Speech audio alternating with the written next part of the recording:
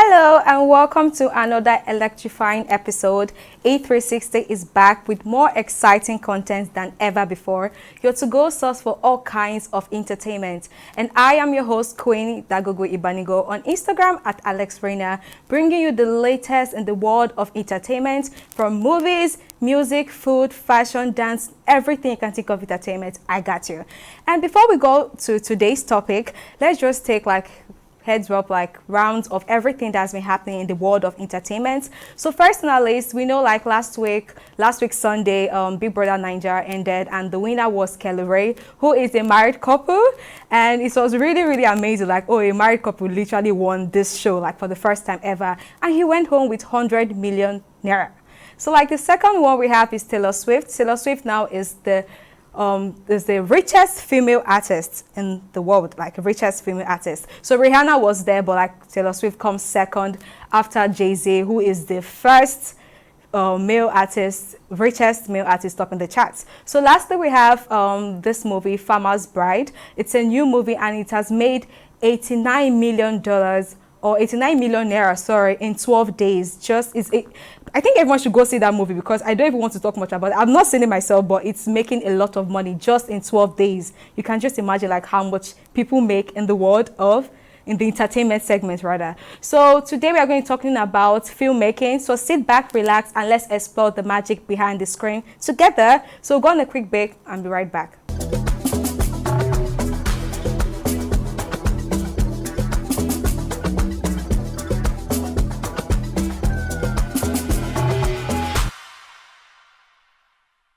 Welcome back. Now here with me in the studio is a sound engineer, filmmaker, and a sound designer all the way from Germany. We have DaleShawn Butler. Hello. Hello. Hi and welcome. I'm fine. Oh my God. One correction. Okay. I'm not from Germany. I was born in Germany. Oh. But I'm from Atlanta, Georgia. Oh, Atlanta, Georgia. So Atlanta, Georgia. Right. For every way. So how have you been? How's Nigeria been to you and everything? So I'm doing good.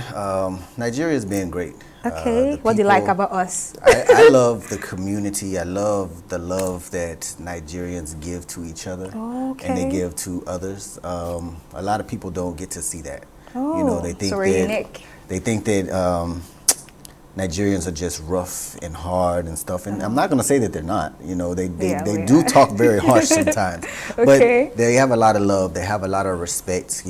And that's something that I think the rest of the world needs to regain about itself. Okay, okay. So now let's get into the filmmaking. So what sparked your interest in sound engineering or filmmaking?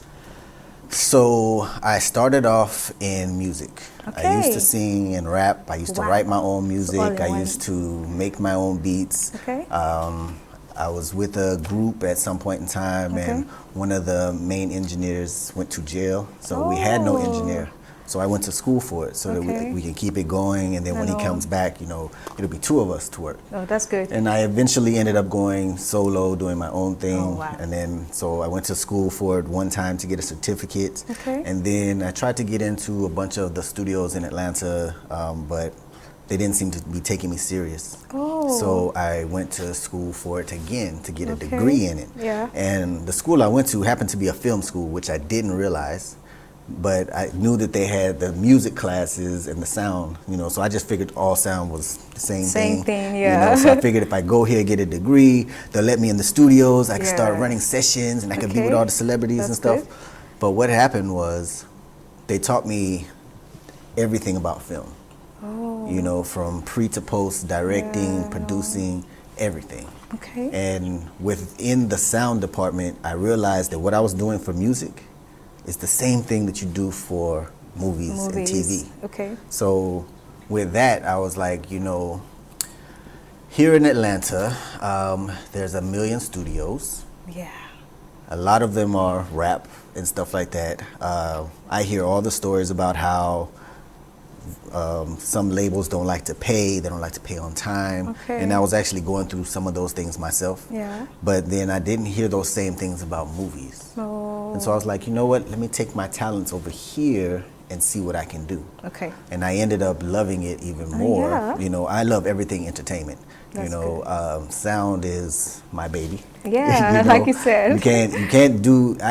you can't do anything without me The critiquing the sound. sound. Okay. So I got into it that way, and I started working on movies in Atlanta and doing different things. I started helping some people produce their own stuff, you know, on the side. Okay. And so it just became a love of mine, and it paid the bills too. Oh, So, okay. That's good. So, like, can you share like a journey in filmmaking and sound design? Like, how's your journey been? A good one? So you say like, oh, you're happy you actually went into learning it and everything. Yeah. So being on film, I had a great journey. Okay. You know, I started off at an intern. So it's a good one. Yeah, it was a good one. I started off with a company that put me into being field mixer in movies. Oh, really? You know, I worked on one movie as a PA. Okay. The next movie I was working as a boom op. Oh. The third movie I was actually mixing. Wow. So that means I was the head of the sound department That's on good. location. And I've been doing that ever since. Okay. I've worked with several different companies I know. doing this for commercials, TVs, movies, Oh, okay. and I just love it, you know? Okay, so like now, how do you navigate like the challenges of working with diverse sound sources and like the environment? So how do you manage like with the whole challenges you get to face? How do you put everything together and get back? So that's like post Okay. sound. Oh yes. Putting everything together once it's already filmed and recorded and things like that. So the post sound is different sections. So the dialogue is one section by itself, Okay. and you have to go through a whole process with that. The sound design, same thing. The music, the same thing. Once you have done all of these different categories, Okay. you put them together, and you start to, once you know the scene, you know how the scene should go. So you know how loud the music needs to be. You know And where the what to voices need to do, be. yes. You know if you need to send them from left to right, because you know if you see that's a car. like a lot of work all together. Oh yeah. So oh my god. I did some teaching at multi-choice. Oh And so wow, really? a lot of the students there were everything but sound. There was Okay. like 2 students that were sound. One was post and one was locations. Oh. So by the end of that, I taught them what it took to do that. We even had a debate on whether audio or visual had more to do in post. Okay. And with me showing them just those 3 things and how we have to do that, they was like, "Oh my God, that's way too much." That's too much actually. That's actually too much. But like, have you had like any difficult challenge like so far? Have you had like any thing that you're maybe finding difficult with film making and all? Like, what's your hardest or what's the hardest part in the world of filmmaking? So the hardest part in the world of filmmaking is making sure that people understand each part is just as important as the others.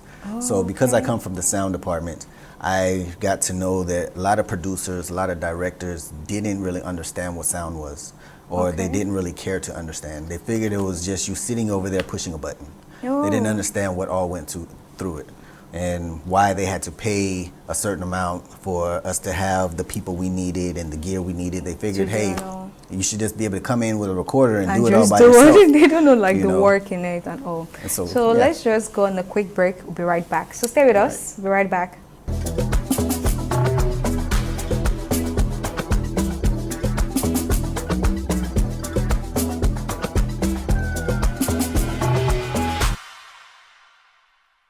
Welcome back. So here in the studio we have DaleShawn Butler. So stay on the whole filmmaking. Now you came to Lagos for like, what's your purpose? What do you have?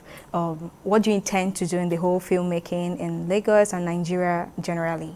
So I came to Nigeria to start a production company. Okay. That's part of it, and that was to help to raise the level of the quality of the Nigerian films, as well as teaching the business of film. Okay. So within that, I'm also opening a film city in Lagos. Wow, that's good. Where we'll have everything from pre to post.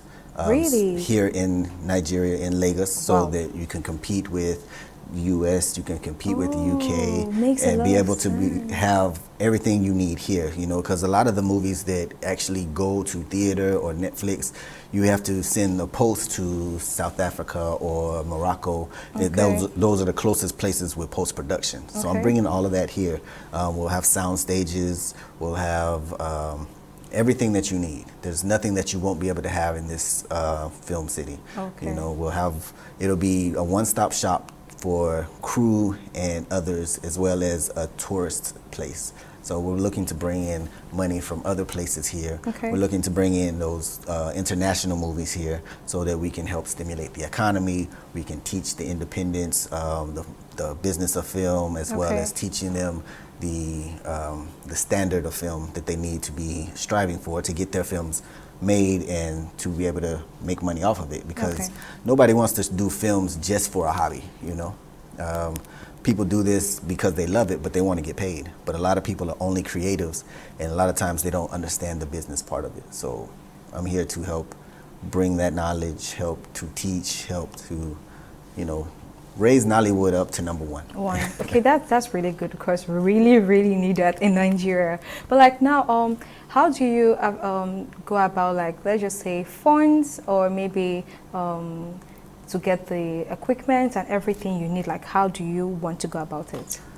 So I'm going to, with that Film City, I'm going to also bring in the equipment here. So that when you come to Atunjuwe's Film City, you'll be able to not only have the sound stages, but we'll have the equipment that you need. We'll have animation if you need that, post sound, post everything if you need that. We'll teach you to perfect your script if that's what you need. And as far as funds go, we're looking to start a film fund here as well. So that therefore we can help to put money behind some of these productions as well. And even those who have productions already, we have a platform to where it's similar to what YouTube does, but we pay twice as much, if not more, than what YouTube does. Oh, so can you tell us about it? So most platforms like YouTube, they pay per 1,000 views. So like with YouTube, I see you guys have a plaque, 100,000. Yeah, we do. So with YouTube, if they get $40 per 1,000, they give you like 3, which gives you like 0.003 cents per view. With us, for that same 1,000, if we got the 40, we gave you $20 instead of 3, which gives you more money per view. You know, so like if we're going to give you $1 per view, those 100,000 that you guys broke, that would have been $100,000 for you. Wow, that's like, you know, more. And then because of the rate of the dollar to the naira, you know how much money that would have been for you guys to be able to do other productions, to upgrade studios, get more equipment and stuff like that, because we're going to pay in dollars. We're not going to pay in naira. So then therefore, as the naira fluctuates, you'll be able to compensate. Okay. So now, like, what advice would you give for like the upcoming sound engineers or filmmakers, like anyone that wants to go into this? Because I know now in Nigeria, I think we hardly have people that are like, oh, I'm a sound engineer. Like, it's something that we don't even have maybe in our education system. And also, like, how do you intend, or what advice would you give to people coming up or that wants to actually like learn this and all, like as a skill or whatever, maybe career choice? So there's a lot of ways that you can learn. Film is one of those type of careers that you don't have to go to school for. But if you do go to school for it, it helps you to get your foundation. Very good. It takes a little bit longer if you do it on your own. Okay. You know, unless you have a mentor or somebody else who can bring you in, teach you the gear and stuff like that. So that's part of why we're going to start the film school, is to be able to teach people not just all of the other camera and everything else, but sound. You know, my advice is to, if you don't want to go to school, find someone else who's in the business, who's successful in it, and work with them to learn what it takes to do proper sound. Make sure that they know what proper sound is. You know, there's things that you can watch them do and say, okay, I don't think that this is probably the best thing. You know, sound is really loud. You know, there's ACs and generators and they're still shooting and stuff, you know. You just have to be careful, and YouTube has a lot of different productions that you can watch. There's a lot of different sound people on there that are teaching sound or telling you what you need to look for to build a kit to be able to go on location. There's some schools here that I've went to that are teaching substandard. And what I mean by that is, when I went to school and on the productions that I worked in the US, using a DSLR camera, using a Zoom recorder, we would not be able to be on set. Those are only for independent low budgets, you know, because you get away with it because it's your own money. But when you're doing those $1 million+ dollar productions, you have to have sound devices. You have to have Reds or Sonys and stuff like that. You know, even if you want to be independent and you want to put your stuff on Netflix, Netflix has a list of cameras that you have to use to shoot with. Before you get, because sorry, I get to say that like some movies actually that are wanted to actually be on Netflix don't even get the chance to be on Netflix. Do you know like maybe the challenges that they get to face? Because there's some good movies, like good movies that are on YouTube, some are on Netflix. So like what qualifications do they need to have? Like you said, you mentioned like you have to have some kind of equipment or cameras to be on. So like you have to have that before your movie can get to. Yes, so there's a list of equipment that you have to use. There's a list of cameras that you can use that Netflix accepts to be on their platform. There's a list of audio gear that they want you to use because even though you can use Zoom recorder, the preamps in there aren't the same as sound devices or anything better than that. You know, so you don't get the same quality of sound. You know, the lavaliers have to be a certain quality so that it sounds a certain way, you know. So if you're not using the quality gear that they're asking for, then you're going to probably go to YouTube. Okay. You know. Okay, so like now, I know like you're in the whole sound engineering thing. So like what, or let's say who's, how will I put this now? Let's say some sound engineers that you would like to work with. Do you have like some you would like to, or what's your future like? So. You like to collaborate with and I don't mind working with anybody, to tell you the truth. Anyone, I don't mind, even those who don't know, because I don't mind teaching, as long as you're willing to learn. And I'm not above learning myself. So if there's someone who knows more than me, I definitely will sit down and listen to what you have to tell me, because that's how I got started. Even though I went to school, I mentored under several other people who had been doing it for 10, 20 years before I started. So is there anyone you look forward to, maybe a celebrity sound engineer that you want to work with, or anybody? No, and I'm going to tell you why. Because as a sound mixer, I'm usually the head of the department. Oh, so we can't be two sound mixers and both be the head of the department. Okay. Now I get. If somebody calls me, I just learned one now.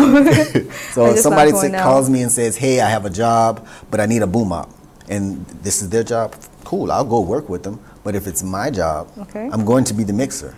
You know, so it's hard to say that we would work together unless it's just that big of a show where we have multiple mixers. But you know, I love meeting new people. So nobody specifically that I want to work with. I want to work with some of everybody. Because everybody has something to teach. Everybody that you work with teaches you a new trick, or you can teach them a new trick. You know, like even if I was to mic up, like if I was to mic you up, you know, with your dress on, I might put the mic in your hair. Somebody had to teach me how to do that. I didn't know that from first. For real, you know, and some people don't know that you can do that. I had like difficulty in doing that. Right. So you know, I like to work with everybody. You know, actors, they have some things to teach you. The first actor couple I ever worked with was Boris Kojo and his wife. You know, and on that movie, actually, we had a long conversation, and they told me what it was to have a long relationship. You know, and I still kind of use that to this day. You know, that's good. I like whoever wants to work. I'm willing. Okay, so like, where do you see yourself in the next 10 years or 5 years to come? So in the next 5 years, I see Atunjuwe as one of the pioneers of bringing Nigeria to where it needs to be in film and entertainment. I look forward to it. In the next 10 years, I see me expanding Atunjuwe throughout Africa. Wow. So that we build that chain to make Africa a powerhouse. You know? Yeah, so let's do like a 10 seconds game, like just 10 seconds. So before we end the show, we just have like a 10 seconds game. We get to ask the guest questions and all like that. So who is your favorite celebrity couple? So me and my wife, but you know, we're not celebrities. You can be. You definitely. I think we are relationship goals. You know, if you got to know us and see how we deal with our family, I think we are some of the most wholesome people that you'll meet. We are the Cosbys. That's good. So like the most outstanding day of your life? When my kids were born. Oh, amazing. That's like kids are like gift from God. So, so football or basketball, which would you like? American football or? Name anyone. So I don't really care about either football. But Okay. basketball is my thing. Okay. I like football. It's cool. I've played both at some time in my life. But basketball has always been my sport. Oh, that's really nice. So like your favorite relaxation spot, like where you like to chill? The beach? No, that's where my wife likes to chill. Oh, okay. I like to chill by myself. Oh, okay. Because it gives me time to think. Oh, There's no real space that I like to go to. I just like to be able to think and be by myself sometimes. Okay. I'm one of those people that I don't have to be around people all the time. So. Okay. So movies or novels, but I don't think I should even ask the question because definitely movies. Definitely movies. So like your favorite city, which would you go with?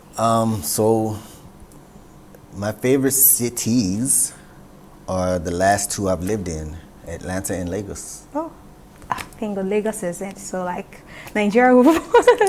So like your favorite indoor sport, what do you like to play? Again, so for me to play, Yeah. still basketball. For me to watch would be WWE. Yes. I agree to that because like growing up I used to like it so much. And all. So what's your favorite food? Now I will have your favorite Nigerian food. If you have one, I would like to like your favorite Nigerian food and maybe your favorite food. Any other one? So my favorite food of all time is usually pasta. Almost any kind of pasta, okay. as long as there's no shellfish, because I'm allergic. But my favorite Nigerian food, I'm going to have to say pepper soup.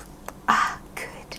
Yeah, that's good. So have you tried like amala? You're I've in tried it Lagos. all. There's almost nothing that you guys make that I have not tried. For real? The only things I don't eat out are the things that have periwinkle, snails, prawns, stuff like So you that. don't So have then I seafood? I'm allergic. So I'll take that same dish and say, okay, I want to try that, and then I'll go home and tell my wife, hey, this is what we want to eat, and then she'll make it without those things. So there's not anything that I haven't, but yeah, mala, wedu, Begiri, ewagon. So funny thing is, I have a cousin who was teaching me a lot of these things, and when it came to biggity, he was like, no, you're saying it wrong. You have to say it like this, biggity. And so that is one of my favorites. White soup, I love white soup as well, so there's not a lot that I don't eat from Nigeria. That's good, that's good. So mention one thing you like to take off your bucket list. One or two is fine, anyone. My biggest thing is to open up this film city and be able to have something my kids can grow up to be a part of. Oh, nice. I want to build something that's generational wealth. Okay. But also not just for my family, but for families. Okay. So that's my biggest thing to get off my bucket list. Okay. So for our last question, if you were given $10,000 to live in a well-furnished apartment without internet, would you stay? I surely would. For a month? I surely would. And you'd be chilling. I don't care about the internet. I promise you. But would you want to have like a person or just be alone? Would your wife want to come in? Would you? Definitely. So my wife's over there looking at me okay. But company here and there is fine, but I can spend the whole month by myself. Wow. Without internet connection? Like, yeah. I mean, if I have the radio, I'm fine. Oh, okay. I'm a music person. I don't need to watch a bunch of these short videos. First of all, they shorten your mind span. So at that point in time, I probably would start reading more books because I wouldn't have as much to do. Yes. But I don't need the internet unless it's business. I don't. So you say yes. Yes, definitely. Good. So it's been nice having you on the show. Thank you so much for coming. Thank you for having me. It's really, really, really, really amazing to come back. And now I've learned a lot about sound engineering and filmmaking and of how to put your mic on the other way and all, like you said. Yeah. Thank you. I've got plenty more to teach. Wait till Atunjue is open. And we look forward to it. I really pray it comes through and all. Yeah, so anybody who wants to know more, it's info@atunjue.net. I'll give you guys the link so you can put it in there so everybody can reach out.